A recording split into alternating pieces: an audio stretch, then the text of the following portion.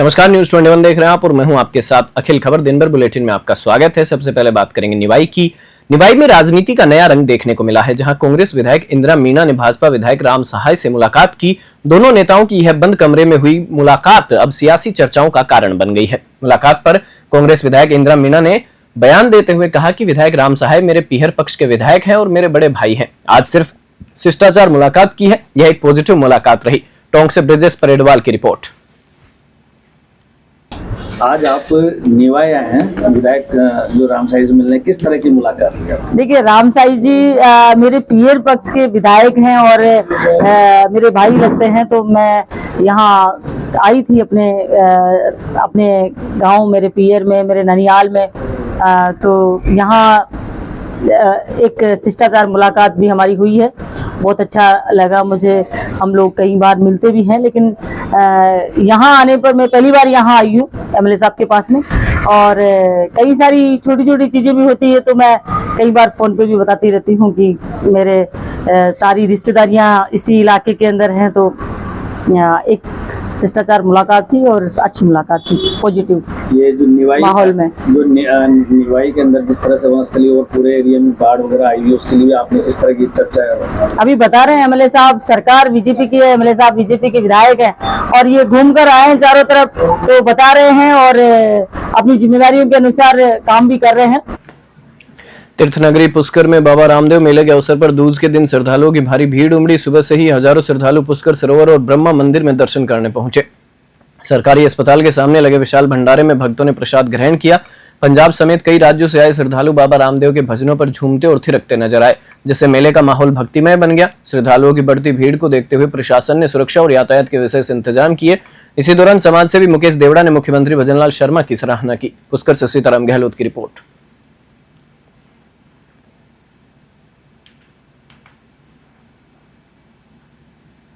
भारतीय विदेश सेवा के वरिष्ठ अधिकारी एवं पाली जिले के गौरव अमराराम गुज्जर ने अफ्रीकी देश मलावी गणराज्य में भारत के नए उच्चायुक्त के रूप में कार्यभार ग्रहण किया है। गुज्जर ने हाल ही में मलावी गणराज्य के राष्ट्रपति डॉक्टर लाजारस मैकार्थी चकवेरा से भेंट कर अपना परिचय पत्र प्रस्तुत किया। इस अवसर पर स्टेट हाउस में आयोजित समारोह में उन्होंने गार्ड ऑफ ऑनर का निरीक्षण किया और आगंतुक पुस्तिका में हस्ताक्षर भी किए। सोजत क्षेत्र के डूंडा लांबोड़ी गांव के निवासी अमराराम गुज्जर पहले भी विदेशों में महत्वपूर्ण पदों पर सेवाएं दे चुके हैं और अब एक बार फिर क्षेत्र व जिले का नाम रोशन किया है। पाली से ललित तिवारी की रिपोर्ट।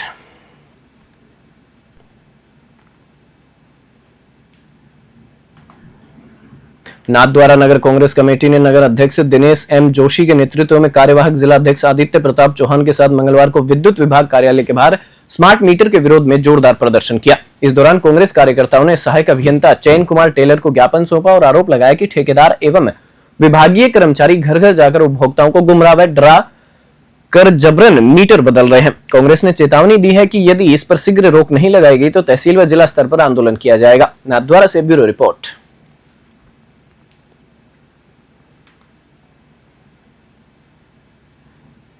राजकीय उच्च माध्यमिक विद्यालय जूना चैनपुरा में 67वीं क्लस्टर स्तरीय खेलकूद प्रतियोगिता का आज भव्य शुभारंभ हुआ।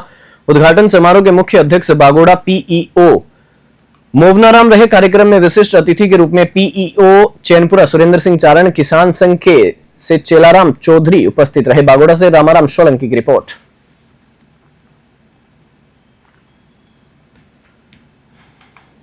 विकसित राजस्थान 2047 विजन के अंतर्गत मुख्यमंत्री निवास जयपुर पर आयोजित सांसद विधायक संवाद कार्यक्रम में कोटा, झालावाड़, बारां, टोंक, सवाई माधोपुर, भरतपुर एवं करौली, धौलपुर लोकसभा क्षेत्रों के सांसद प्रत्याशी, विधायक प्रत्याशी व जिला अध्यक्षों ने हिस्सा लिया। संवाद कार्यक्रम में धौलपुर जिले के राजाखेड़ा विधानसभा क्षेत्र का प्रतिनिधित्व भाजपा नेत्री नीरजा अशोक शर्मा ने किया। भाजपा नेत्री ने बताया कि संवाद कार्यक्रम में करौली, धौलपुर लोकसभा क्षेत्र के सांसद, प्रत्याशी और सभी 8 विधानसभा क्षेत्र के प्रतिनिधियों ने भाग लिया। संवाद कार्यक्रम में जनप्रतिनिधियों की तरफ से केंद्र और राज्य सरकार की योजनाओं के क्रियान्वयन और संबंधित अधिकारी कर्मचारियों की कार्यशैली के संबंध में जानकारी भी दी गई। धौलपुर से संजय कसाना की रिपोर्ट।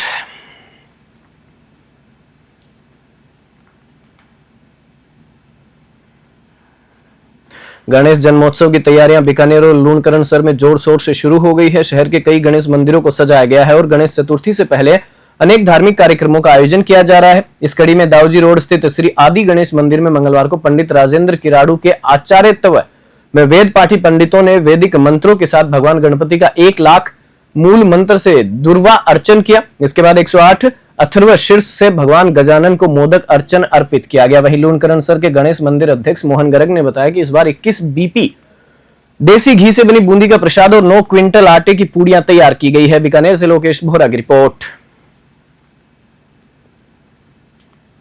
तीर्थनगरी पुष्कर में गणेश चतुर्थी उत्सव को लेकर तैयारियां पूरे जोरों पर है। शहर के विभिन्न स्थानों पर मूर्ति कलाकारों ने गणपति बप्पा की सुंदर सुंदर प्रतिमाओं को अंतिम रूप देना शुरू कर दिया है।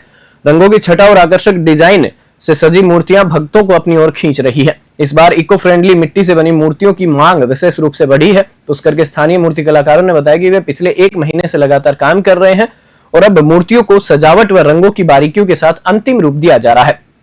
भक्त कमल इंदौरिया ने कहा कि गणेश चतुर्थी हमारे लिए केवल पूजा का पर्व नहीं बल्कि घर घर में आनंद और उमंग का प्रतीक है। पुष्कर से सीताराम गहलोत की विशेष रिपोर्ट। हम वर्षों से ऐसे गणपति की मूर्ति बनाते रहते हैं। पहले छोटी बनाते थे, फिर बाद में रहते रहते बड़ी मांगने लग गया तो हम बड़ी लगाने चालू कर दिया। फिर कोई बड़ी ले के जाते, कोई छोटी बिठाते हैं। ऐसे करते करते फिर बाद में अभी बोलते कोई के ऐसे मिट्टी की मूर्ति लाओ। पहले सब यही मूर्ति चलता था, प्लास्टर पेरिस की मूर्ति चलती थी।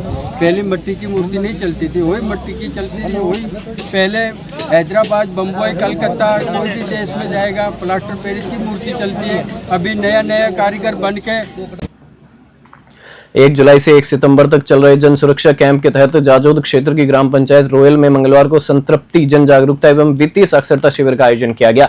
यह शिविर state bank of India Khandela और आरओ फाउंडेशन CFL खंडेला की ओर से आयोजित किया गया। रिजर्व बैंक ऑफ इंडिया के प्रमुख जिला अधिकारी अक्षय गुंभेर और क्षेत्रीय प्रबंधक संदीप कुमार ने शिविर का औचक निरीक्षण किया। उपस्थित ग्रामीणों को प्रधानमंत्री जनधन बचत खाता योजना, अटल पेंशन योजना, सुकन्या समृद्धि योजना, प्रधानमंत्री सुरक्षा बीमा योजना, जीवन ज्योति बीमा योजना जैसी सरकारी योजनाओं की जानकारी दी गई और KYC की प्रक्रिया भी पूरी की गई। जाजोद से अरविंद कुमार की रिपोर्ट। सिक्किम के राज्यपाल ओम प्रकाश माथुर मंगलवार को राजसमंद जिले के प्रसिद्ध ग्राम पिपलांत्री पहुंचे, जहां उन्होंने पर्यावरणविद पद्मश्री श्याम सुंदर पालीवाल के नेतृत्व में चल रहे पर्यावरण एवं जल संरक्षण के अभिनव प्रयासों का अवलोकन किया और पौधारोपण कर अभियान में सहभागिता निभाई। इस अवसर पर पिपलांत्री मॉडल के सूत्रधार पद्मश्री श्याम सुंदर पालीवाल ने बताया कि अब तक गांव में 14 से 15 लाख पौधे लगाए जा चुके हैं। जल संरक्षण कार्यों से भूजल स्तर में जबरदस्त सुधार हुआ है, पलायन रुका है और गांव के लोगों को स्थानीय स्तर पर ही रोजगार मिल रहा है। उन्होंने कहा कि पिपलांत्री न केवल इको टूरिज्म का केंद्र है बल्कि डेयरी और अन्य ग्रामीण व्यवसायों को भी नई दिशा दे रहा है। नाथद्वारा से ब्यूरो रिपोर्ट। टोडा भीम क्षेत्र के गुडा चंद्रजी में मंगलवार को गुज्जर समाज ने सम्राट मिहिर भोज की जयंती धूमधाम से मनाई। कार्यक्रम का शुभारंभ सम्राट की प्रतिमा पर पुष्प अर्पित कर किया गया। इस अवसर पर बड़ी संख्या में महिला पुरुष मौजूद रहे। कार्यक्रम में राजीव गांधी महाविद्यालय के प्राचार्य डॉक्टर प्रद्युमन सिंह गुज्जर, वरिष्ठ अधिवक्ता बने सिंह, समाजसेवी राजेश जैन, उमेद सिंह राजपूत, शेर सिंह गुज्जर और लक्ष्मण सिंह खटाना सहित अनेक गणमान्य लोग उपस्थित रहे। वक्ताओं ने अपने अपने विचार व्यक्त किए। टोडा भीम से भगवान जांगड़ की रिपोर्ट। धौलपुर जिले के ऐतिहासिक धार्मिक स्थल तीर्थराज मचकुंड में 2 दिवसीय लक्खी मेला 28 अगस्त से आयोजित होने जा रहा है। इसको लेकर प्रशासनिक तैयारियां जोरों पर है। मेले की तैयारियों का जायजा लेने के लिए आज मेला मजिस्ट्रेट डॉक्टर साधना शर्मा ने मचकुंड सरोवर के मुख्य घाटों का निरीक्षण किया और वहां पर हो रहे सुरक्षा इंतजामों को लेकर सख्त निर्देश दिए। निरीक्षण के दौरान SDM डॉक्टर साधना शर्मा ने पाया कि सरोवर में इस समय जल स्तर सामान्य से अधिक है। इसी को ध्यान में रखते हुए उन्होंने घाटों पर बैरिकेडिंग और जालियों की व्यवस्था को मजबूत करने के निर्देश दिए। धौलपुर से संजय कसाना की रिपोर्ट। नोहर के गांव टोपरिया में किसानों को किसान गिरदावरी ऐप से प्रशिक्षण दिया गया, लेकिन नेटवर्क की समस्या के चलते किसानों की गिरदावरी पूरी नहीं हो पाई। पटवारी रविंद्र बसेर ने बारानी खेतों में किसानों को किसान गिरदावरी ऐप से गिरदावरी करने का प्रशिक्षण दिया। इस दौरान किसान देवीलाल भादू के खेत में ऐप के माध्यम से गिरदावरी की प्रक्रिया शुरू की गई, लेकिन करीब 2 घंटे बाद केवल एक ही फसल की गिरदावरी पूरी हो पाई। नोहर से सेठी गोदारा की रिपोर्ट। दौसा जिले में लगातार हो रही बारिश से बांध लबालब होने लगे हैं। कालाखो बांध की जलस्तर क्षमता तेजी से बढ़ रही है और ग्रामीणों में खासा उत्साह देखने को मिल रहा है। जिले में भारी बारिश के चलते सभी छोटे बड़े बांधों में पानी की आवक लगातार बनी हुई है। कालाखो बांध, जिसकी भराव क्षमता 17.5 फीट है, उसमें महज 2 दिन की बारिश से जलस्तर 13 फीट तक पहुंच गया है। ग्रामीणों का कहना है कि अगर बारिश का यही सिलसिला जारी रहा तो पिछले साल की तरह इस बार भी बांध पर चादर चलने की संभावना है। दौसा से अश्विनी जांगड़ की रिपोर्ट। और जैसा कि आपको पता है कि दौसा में लगातार बारिश का दौर जारी है और इस बारिश में सभी जल भराव क्षेत्रों में भर चुके हैं और आज हम पहुंचे हैं काड़ोखो बांध पर और ये भी इसकी भराव क्षमता के अनुसार कैमरामैन को दिखाऊंगा कि यहाँ 17.5 फीट का भराव है, लेकिन फिलहाल ये 13 फीट तक भर चुका है। और इधर भराव में भी दिखाएंगे कि अभी तो इसमें गुंजाइश नज़र आती है कि अगर ऐसी बारिश होती है तो भी इस क्षेत्र के लिए बहुत लाभदायक होती है। कैमरामैन के साथ अश्वनी जांगीर। गरीब परिवारों में जन्म लेने वाली बालिकाओं के उज्जवल भविष्य के लिए राजस्थान सरकार ने लाडो प्रोत्साहन योजना की राशि 1 लाख से बढ़ाकर 1.5 लाख कर दी है। आपको बता दें कि मुख्यमंत्री भजनलाल शर्मा ने 12 मार्च 2025 को वित्त एवं विनियोग विधेयक पर चर्चा के दौरान यह घोषणा की। यह योजना पूरे प्रदेश में 1 अगस्त 2024 से लागू है। उल्लेखनीय है कि बालिका जन्म को प्रोत्साहित करने के साथ ही जन्म से लेकर वयस्क होने तक बालिकाओं के समग्र विकास के लिए राज्य सरकार ने 1 अगस्त 2024 से लाडो प्रोत्साहन योजना पूरे प्रदेश में लागू की थी। इसका उद्देश्य संस्थागत प्रसव को बढ़ावा देना और बालिका शिशु मृत्यु दर में भी कमी लाना है। बांसवाड़ा से ब्यूरो रिपोर्ट। कस्बे के माचाड़ी मार्ग स्थित छाहरेन धाम हनुमान मंदिर पर हनुमान जन्मोत्सव के अवसर पर 3 दिवसीय हनुमान मेला आयोजित किया गया। मंदिर के महंत रामावतार शर्मा ने बताया कि पहले दिन ध्वज व कलश यात्रा निकाली गई, दूसरे दिन रामचरितमानस का पाठ हुआ, वहीं सुंदरकांड पाठ का आयोजन भी किया गया। आज दोपहर सैनी धर्मशाला से भव्य शोभा यात्रा निकाली गई। इस शोभा यात्रा में पंचमुखी हनुमान और राम दरबार की झांकियां सजाई गई। अघोरियों द्वारा निकाली गई भव्य शोभा यात्रा मुख्य आकर्षण का केंद्र रही। राजगढ़ से अखिलेश वशिष्ठ की report. Bharatpur range IG Kailash Bishnoi ने धौलपुर का दौरा कर जिला कलेक्ट्रेट सभागार में पुलिस अधिकारियों की अपराध गोष्ठी ली। इस दौरान जिले की कानून व्यवस्था और अपराध प्रबंधन की समीक्षा की गई।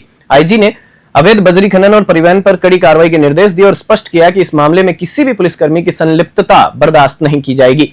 उन्होंने सीमावर्ती जिलों के पुलिस अधिकारियों के बीच समन्वय स्थापित करने और साइबर अपराधों की रोकथाम के लिए जागरूकता अभियान चलाने के निर्देश भी दिए। धौलपुर से संजय कसाना की रिपोर्ट।